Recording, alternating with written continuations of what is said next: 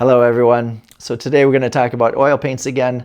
Today we're going to talk about the brown family, all the brown pigments and brands out there that I choose to use on my palette. Remember, there are other episodes out there on the green family, the reds, blues, and so on. So definitely check those out so you can be better informed on what paints you want to pick and put on your palette. So without further ado, let's go ahead and get this started.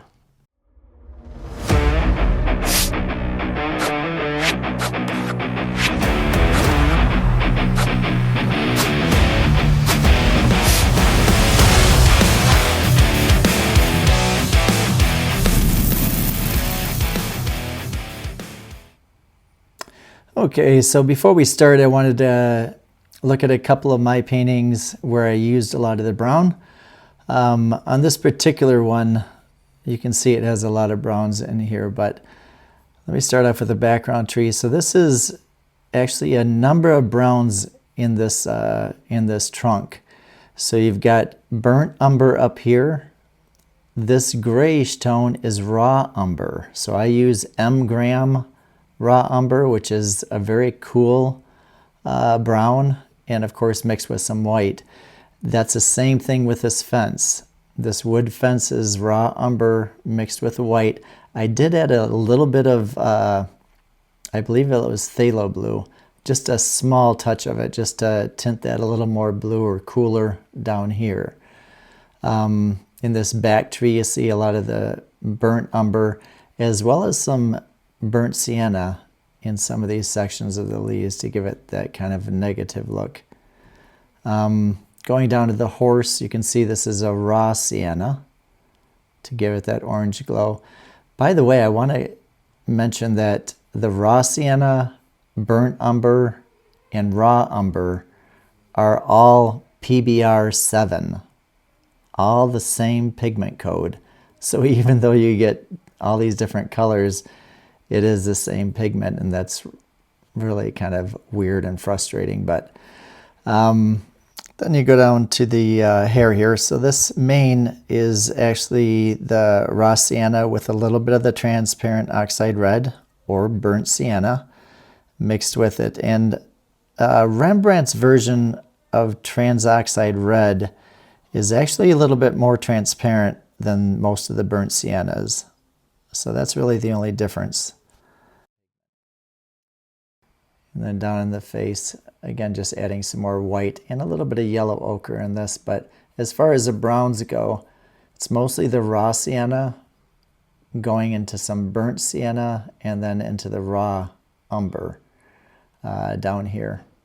Same with their boots. This is all raw umber with just some white added to it to make the highlights of the boots. Okay, let me go to one more. This particular one, just wanted to show you because there's some differences up here.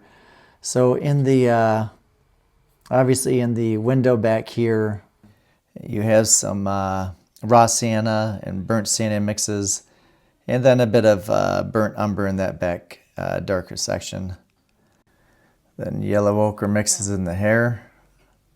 But then this door here, if you look at this brightness, so this is the initial coat on this was a transparent oxide red. Again, that's the same as a burnt sienna. And then over that, I put a burnt umber. And then on the end, though, this edge of the door is actually that raw umber that I showed you in the painting previous to this. So you can get some neat effects, but just remember, whatever is reflecting that surface, that's what you want to steer toward.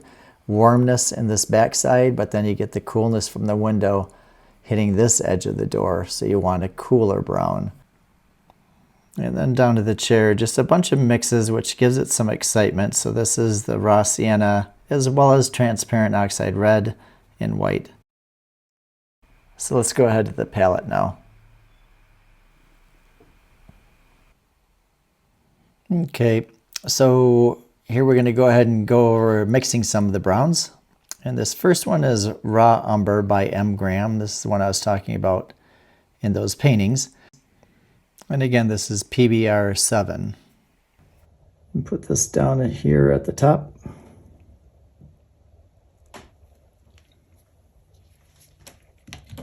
And then there's another brand, Utrecht Raw Umber.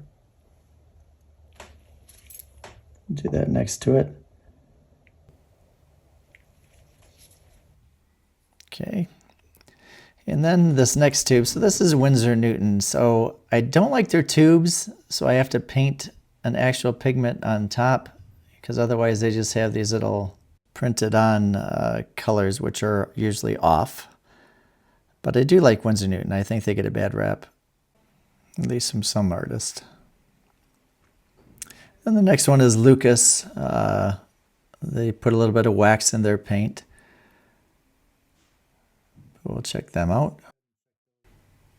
Actually, let's just pull these down and see what where we're at on these or what they look like. So the M Graham is very very opaque. Got a chunk here. Next one, this is the Utrecht. Not as heavy on the pigment load. It looks like a little more red. Next one is Winsor Newton. Winsor Newton's pretty nice. That's decent on the load. And the color, again, is more of a goldish instead of reddish like the Utrecht is. This one, the M Graham, is actually a little... It's a very cool tone of brown or raw umber. And then the last one is the Lucas raw umber. And this one has a lot of gold in it also. Actually, this is a bit warm. But let's go ahead and look at those with white. See how they line up once they're...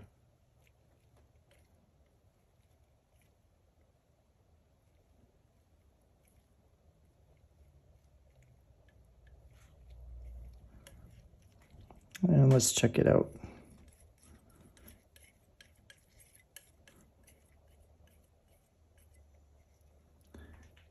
So yeah, that one is definitely in the gold tones. Whereas Winsor Newton, this does have more of the grayish tones. So this is cooler, which I want to have at least. So you can see how this is cooler than the Lucas brand. This next one's the Utrecht.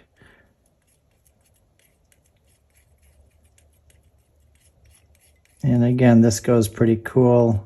A little more in the red tone.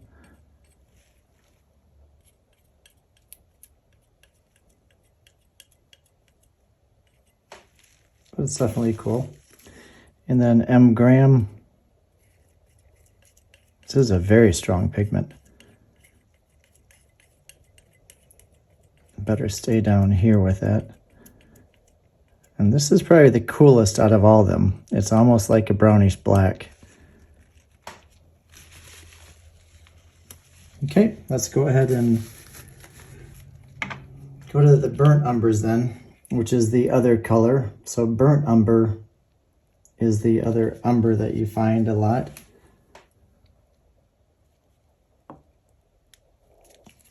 As far as the umbers go, this is a Winsor Newton, that first one. Next we'll do a burnt umber by M Graham.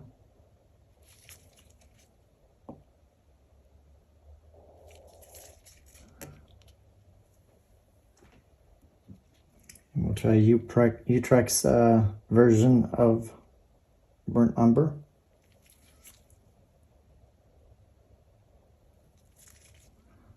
Looks like a pretty dark color. And actually I think I'm gonna run out of space. Let's just try those three real quick. So I actually do like Winsor Newton. I wish they had different tubes. But yes, this has a really good red in it, and it's somewhat transparent, but has a good cover also. The M. Graham Burnt Umber, this is definitely a red and very opaque. Not really what I like to use, because for the darkest color, it's never going to get real dark. I'll have to add blue to it or something to get a darker hue out of it, or value out of it. And then Utrecht, that's very pretty too. So this is very comparable to the Winsor Newton. And this does have a nice tube with the actual color sample on the top. So let's go ahead and try some white with it.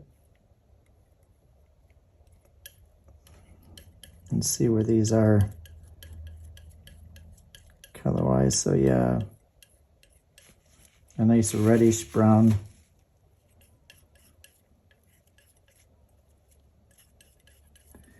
The M. Graham.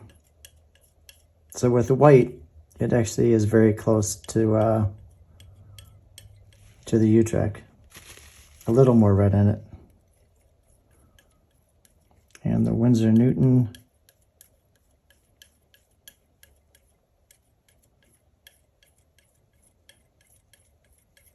Same again. This one, I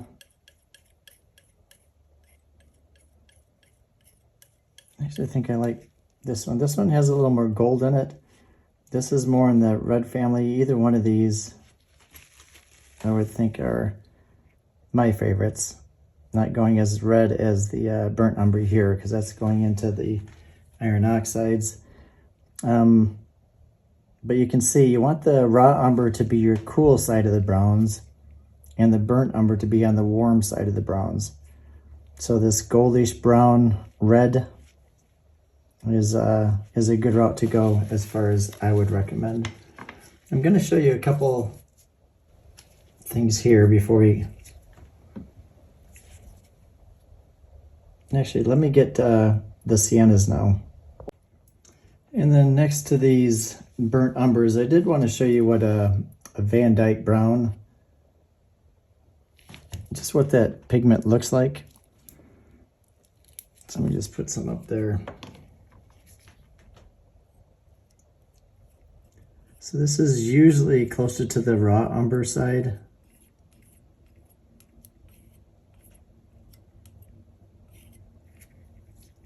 Not really any benefit to it, but it's kind of in between the two. And mixing it with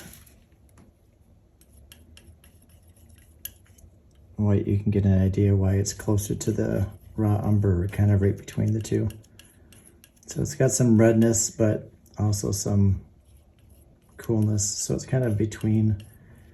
I'd say it's more along the red tone though.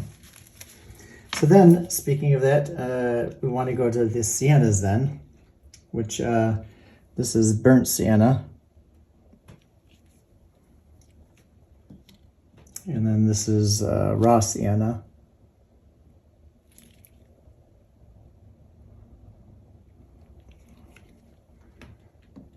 And with these two,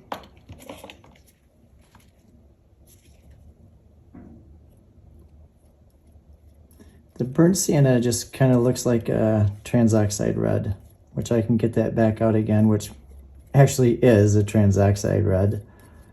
And it's called burnt sienna, but it's the same pigment. The raw sienna, just a lighter tone.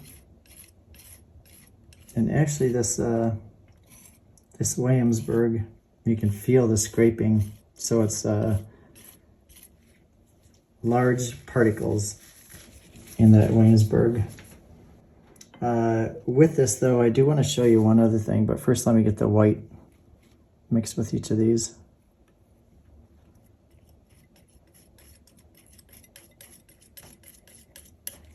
And I'm sorry, I should zoom this in for you.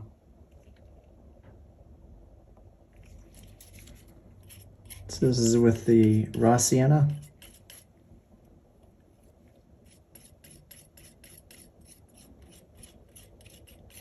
Almost goes to a yellow tone.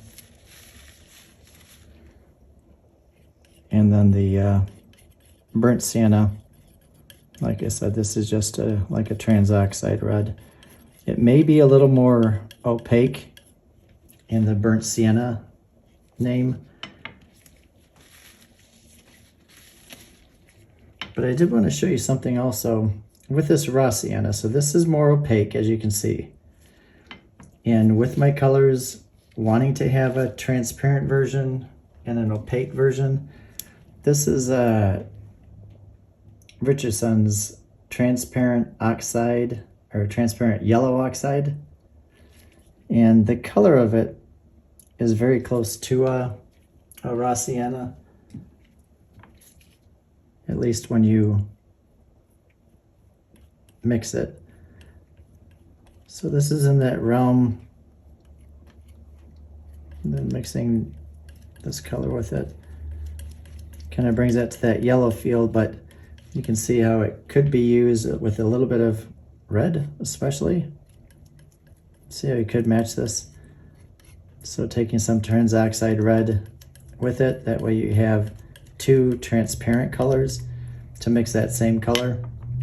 So that way with white, like I mixed to get down here, the white makes it opaque, and now these two transparent colors just give it a deeper, more intense color because you're mixing two transparents with the opaque white, whereas this is more milky, being opaque and opaque. Okay, the oxide reds, so there's several of them, but like you have brown ochre here by Rembrandt. I'll just quickly kind of show you what these are. Some of these caps on the ones that I haven't used for a long time. These are all just iron oxides. And this one's Terra Rosa, which I also use in the red episode.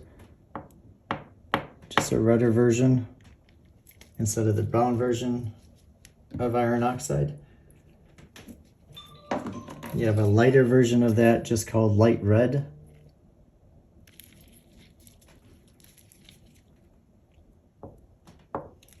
Which is like that.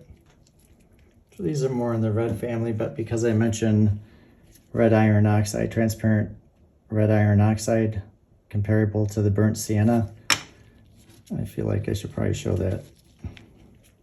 And that's this one, the transparent red iron oxide.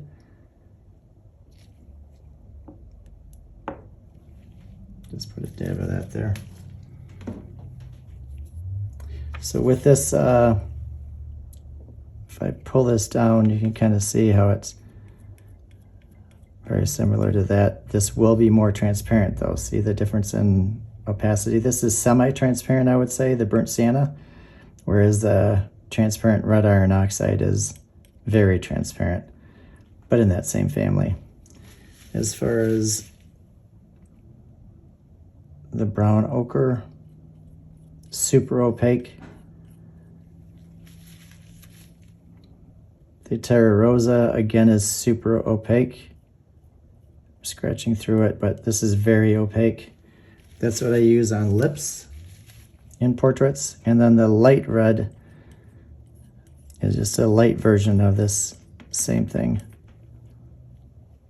Okay, I don't think I have to go over the white, but since I have some here, I might as well just take some and go into it.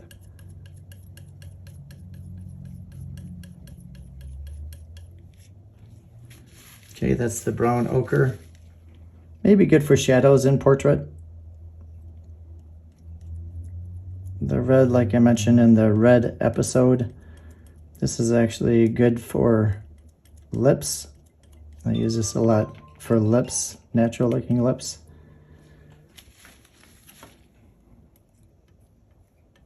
And then the light red is just going to go toward that orange, rusty orange.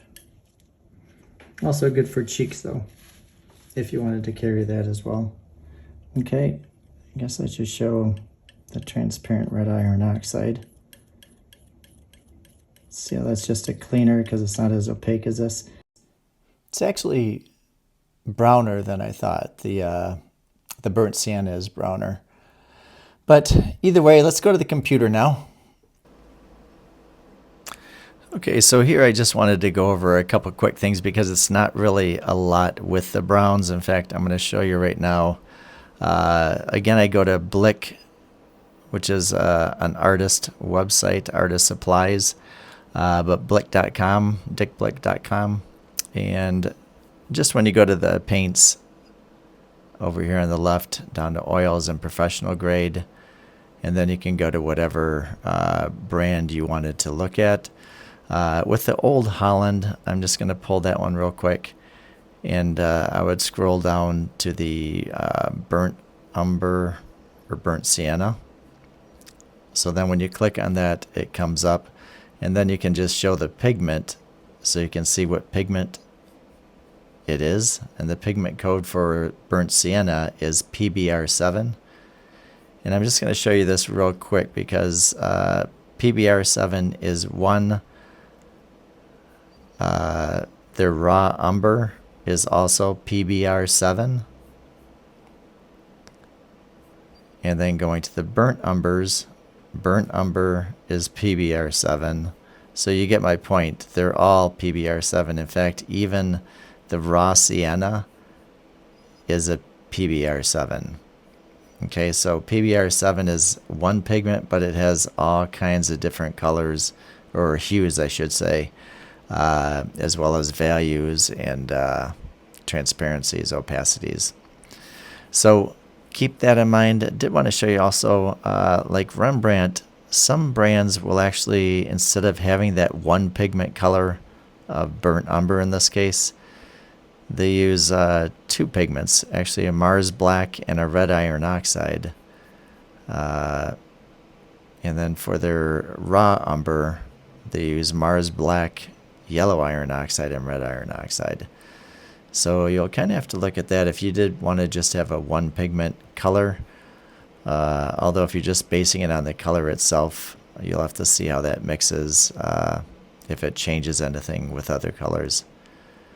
Okay. Last thing I wanted to show before I get off of this is the raw umber that I like. This is a very cool raw umber from M. Graham. So it's raw umber, in fact, still that PBR7, but this one is very cool on this side. And I know I keep mentioning it over and over with this M. Graham, but it's just a color. I absolutely love this color. It's very opaque, so it can cover up the underpaint for hair and so on. And it's just a coolness that I love. So thank you for watching. I hope you enjoyed that. Browns are something for artists. They're probably the most commonly used color that we have in all of our paintings. I mean, it's super popular, so it is important to pick the right browns. And I hope you enjoyed it, though. If you did, definitely click the like button and definitely subscribe. So I hope to see you all next time. God bless.